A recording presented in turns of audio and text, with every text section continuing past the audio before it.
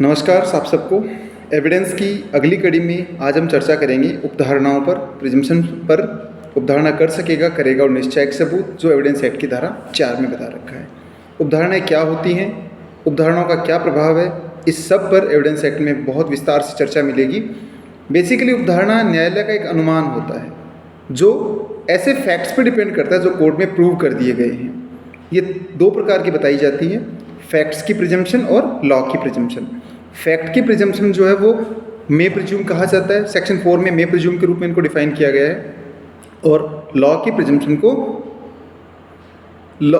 जो शैल प्रिज्यूम है और कॉन्क्लूसिव प्रूफ है उससे डिफाइन किया गया है। तो इन दोनों में डिफरेंस क्या रहेगा, हमें इन पे भी चर्चा करनी है। उससे पहले हमें इसकी डेफिनेशन को थोड़ा ध्यान से देखना होगा कि इसकी डेफिनेशन एक्चुअली क्या होगी। वास्तव में एविडेंस एक्ट में डेफिनेशन नहीं दी गई है उपधारणा की, जो धारा 4 में बता रखा है। ये उपधारणा की परिभाषा न होकर उसका इफेक्ट है, प्रभाव है। तो परिभाषा हम किसको कहेंगे? तो उपधारणा जो है वो न्यायालय के समक्ष साबित तथ्यों पर आधारित न्यायालय का अनुमान होता है। न्यायालय के समक्ष जो तथ्य साबित हो गए उन पर आधारित एक अनुमान, इसको आप इंग्लिश में डिफाइन कर सकते हो। सुप्रीम कोर्ट ने इसको डिफाइन किया था MS Narayana versus state of Kerala 2006 में। वैसे पहले भी आई हुई बहुत सारी डेफिनेशंस, हम एक अच्छे केस का रेफरेंस ले रहे हैं। MS Narayana versus state of Kerala में Supreme Court held that presumption is the any inference drawn from a proved fact. Clear है? तो सुप्रीम कोर्ट ने बताया कि एक विधि का एक नियम है जो न्यायालय को एक जो संभावित तर्क हैं उनके आधार पर एक न्यायालय को अनुमान लगाने के लिए सहायता करता है। न्यायालय एक अनुमान लगा सके या किसी फैक्ट्स की एग्जिस्टेंस या नॉन एग्जिस्टेंस के बारे में अपना अनुमान लगा ले तो उसको हम कहते हैं कि न्यायालय ने उस तथ्य की उपधारणा कर ली है। फ़ायदा क्या होता है उपधारणा का? उपधारणा का फ़ायदा ये होता है कि जिस फैक्ट के बारे में प्रिजम्पशन कर ली जाती है उसको प्रूव नहीं करना पड़ता। ऐसी 3 फैक्ट्स हैं जिनके बारे में प्रूव नहीं करना पड़ता, धारा 56, धारा 58 और प्रिजम्पशन इटसेल्फ। धारा 56 ये कहती है कि जिन फैक्ट्स का कोर्ट जुडिशियल नोटिस ले लेता है उनको प्रूव नहीं करना पड़ता। सेक्शन 58 कहती है जिन फैक्ट्स को कोर्ट में पार्टीज एडमिट कर लेती है उनको प्रूव नहीं करना पड़ता। और जो इन फैक्ट्स के बारे में कोर्ट प्रिज्यूम कर लेता है वो भी बर्डन ऑफ प्रूफ से एक्सक्लूड हो जाते हैं। इस प्रकार से तीनों का ही प्रभाव ये हो जाता है कि ये साबित करने के भार से मुक्त हैं। यानी कि जिस फैक्ट के बारे में किसी पार्टी के फेवर में किसी फैक्ट के बारे में कोर्ट ने प्रिजम्पशन कर लिया, उस पार्टी को उस फैक्ट को प्रूव नहीं करना पड़ेगा। प्रिजम्पशन जो है इसके 2 प्रकार हैं, 2 टाइप्स हैं, बेसिकली 2 टाइप्स हैं, फैक्ट्स और लॉ की। एक तीसरा भी बनाया जाता है कई बार, mix presumption of fact and law. तो एविडेंस में बेसिकली हम देखेंगे तो 2 प्रकार की हम देखने को मिल रही है धारा 4 में। मे प्रिज्यूम ये प्रिजम्पशन ऑफ फैक्ट है, शैल प्रिज्यूम और कॉन्क्लूसिव प्रूफ ये प्रिजम्पशन ऑफ लॉ है।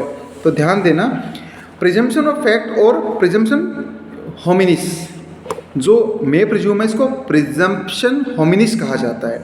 ठीक है, ये बेस्ड होता है ह्यूमन लॉजिक पर। एक मानवीय जो स्वभाव है, मानव जो सोचता है किसी चीज़ के बारे में या प्रकृति की नियमों के बारे में, उन चीज़ों के बारे में जब कोई अनुमान लगाना हो तो ये मे प्रिज्यूम पे डिपेंड करेगा।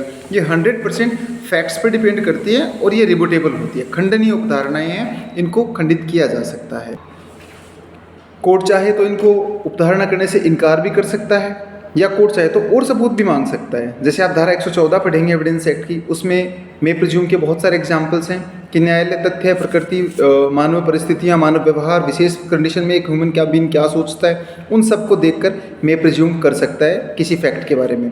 किसी आदमी से कोई क्वेश्चन पूछा जाए, वो उसका उत्तर नहीं दे तो कोर्ट प्रिज्यूम कर सकता है कि अगर आंसर देता तो उसके अगेंस्ट होता। ये सब मे प्रिज्यूम के एग्जाम्पल है हमारे सामने। तो मे प्रिज्यूम को अगर डिफाइन करता है एविडेंस एक्ट तो क्या कहता है कि इस एक्ट में अगर कहीं भी ये कहा गया है कि कोर्ट किसी फैक्ट के बारे में प्रिज्यूम कर सकेगा, उपधारणा कर सकेगा, तो कोर्ट ऐसे फैक्ट को प्रूव्ड मान सकेगा अनलेस नॉट डिसप्रूव्ड, जब तक वो ना साबित नहीं हो जाता। कोर्ट चाहे तो उसके लिए और एविडेंस भी डिमांड कर सकता है। तो इसके बारे में जो बेसिकली सेक्शंस आपको देखने को मिलेंगी वो 86 से लेकर 88 तक जो इसकी मुख्य सेक्शंस हैं वो 86 से 88 तक आ जाएंगे हमारे सामने। इसके बाद हम देखेंगे सेक्शन 90 है, 90A है, सेक्शन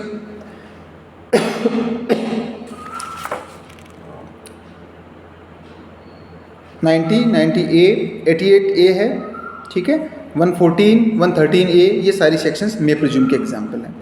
शैल प्रिज्यूम जो कि प्रिजम्पशन ऑफ लॉ है, ये भी रिब्यूटेबल होती हैं, खंडनीय उपधारणाएं हैं, इनको भी ना साबित किया जा सकता है। बहुत सिंपल डेफिनेशन है जो कहती है कि यदि किसी एक्ट, इस एक्ट में ये कहा गया है कि कोर्ट किसी फैक्ट के बारे में प्रिज्यूम करेगा तो कोर्ट ऐसे फैक्ट को साबित मानेगा, यानी प्राइमा फेसी फैक्ट अगर प्रूव हो गए तो कोर्ट साबित मान लेगा कि ठीक है मैं आपसे कंसिडर करता हूँ।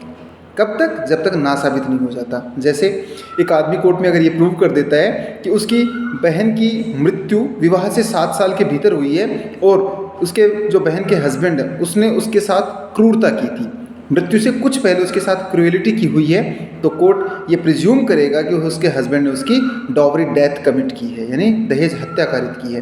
अब हस्बैंड पे बर्डन ऑफ प्रूफ चला गया कि वो ये साबित करे कि ऐसी हत्या दहेज हत्या नहीं है, उसने सुसाइड किया है या वो एक्सीडेंटल डेथ थी, यहाँ कोर्ट प्रिज्यूम करेगा। ठीक है, उसको सिर्फ 2 फैक्ट प्रूव करने हैं, marriage solemnised within the death has been caused within 7 years of the date of marriage and some cruelty has been caused immediate before the death. In that case court shall presume. Clear है? Evidence में जो basic sections हैं जो शैल presume के बारे में मोटे मोटे प्रावधान करेंगी वो धारा 79 से 85 तक है, सेक्शन 89 है, इसके अलावा 111A है, 113B है और सेक्शन 114A है। ठीक है, ये ऐसी धाराएं हैं जहां शैल प्रिज्यूम के बारे में बात की गई है। इसके बाद जो तीसरा पॉइंट आता है वो है कॉन्क्लूसिव प्रूफ का, निश्चयक सबूत। निश्चयक सबूत का क्या महत्व है? निश्चयक सबूत बेसिकली एस्टेब्लिशमेंट करता है एक फैक्ट का फाइनली, यानी बार बार उस फैक्ट को आप नहीं उठा सकते। जैसे एविडेंस कहता है कि यदि किसी एक फैक्ट को दूसरे फैक्ट का कॉन्क्लूसिव प्रूफ डिक्लेयर कर दिया गया है, that means it is clearly declared by the law, not by the parties, not by the court. It is declared by law where any fact is conclusive proof of another. In that case, if one fact is proved, in that case other shall be deemed proved automatically. ठीक है, suo motu.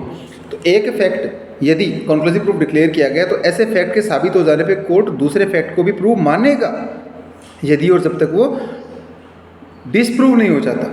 ठीक है, और उसको disprove करने के लिए court ऐसे फैक्ट को साबित हुआ मानेगा और उसको ना साबित करने के लिए कोई एविडेंस अलाउड नहीं करेगा। एविडेंस बिल्कुल भी अलाउड नहीं किया जाएगा।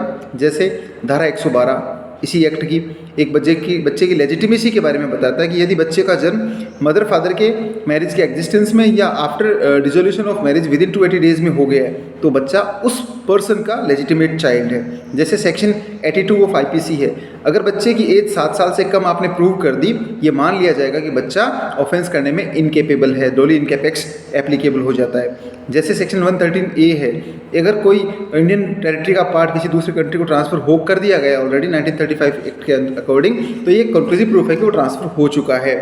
ठीक है, जैसे सेक्शन 41 है, 4 प्रकार की कोर्ट हैं, एडमिरल कोर्ट है, प्रोबेट सब्जेक्ट प्रोबेट वाला कोर्ट है या मैट्रिमोनियल कोर्ट है, ठीक है, या इंसॉल्वेंस कोर्ट है। इनके जजमेंट कंक्लूसिव प्रूफ के रूप में ट्रीट किए जाते हैं। इसी क्रम में धारा 5 का हम अध्ययन कर रहे हैं। धारा 5 जो एविडेंस एक्ट का बेस मानी जाती है, क्योंकि जब बात एविडेंस की चल रही है तो ये धारा 5 ये क्लियर करती है कि कौन से फैक्ट एविडेंस में दिए जाएंगे, कौन से नहीं दिए जाएंगे। तो इसने कहा हर फैक्ट इन इशू, जो भी फैक्ट इन इशू कोर्ट बनाएगा वो फैक्ट इन इशू और हर वो फैक्ट जिसको ये एविडेंस एक्ट रेलेवेंट डिक्लेयर करता है उनका एविडेंस दिया जाएगा, बाकी किसी का नहीं दिया जाएगा, बाकी सबको एक्सक्लूड कर दिया। दैट मीन्स सिर्फ फैक्ट इन इशू और रेलेवेंट फैक्ट जो कि डिक्लेयर्ड कर दिए गए चैप्टर 2 655 उनका साक्ष्य दिया जाएगा, अन्यों का नहीं। तो सुसंगतता और ग्राह्यता का यहाँ संबंध आ जाता है। हम अगले चैप्टर में चर्चा करेंगे रिलेवेंसी और एडमिसिबिलिटी की, क्योंकि यहाँ उसकी चर्चा आ चुकी है। अब बात करता है इसके स्पष्टीकरण की। अगर कोई पर्सन सीपीसी के अकॉर्डिंग एविडेंस देने से डिबार कर दिया गया है तो सेक्शन 5 उसको किसी भी तरीके से सपोर्ट नहीं करती कि वो सेक्शन 5 का बेस लेकर एविडेंस देने के लिए समर्थ हो सके, क्योंकि अगर वहाँ डिबार होगा तो डेफिनेटली एप्लीकेशन लगाएगा कि मैं धारा 5 के अकॉर्डिंग एंटाइटलमेंट रखता हूँ एविडेंस देने का। तो ये कहता है अगर किसी पर्सन को सीपीसी के किसी रूल में एविडेंस देने से मना कर दिया गया तो धारा 5 उसको एविडेंस देने के लिए अलाउ नहीं करती। दृष्टांत बिल्कुल क्लियर करता है सेकंड कि एक बॉन्ड जिस पर उसका सूट डिपेंड करता है, नेक्स्ट डेट ऑफ हियरिंग पे उसको बॉन्ड लेकर आना था वो नहीं लेकर आता है, नेक्स्ट डेट पर उस बॉन्ड को प्रेजेंट नहीं कर पाएगा, चाहे वो मामले में कितना ही रेलेवेंट क्यों ना हो।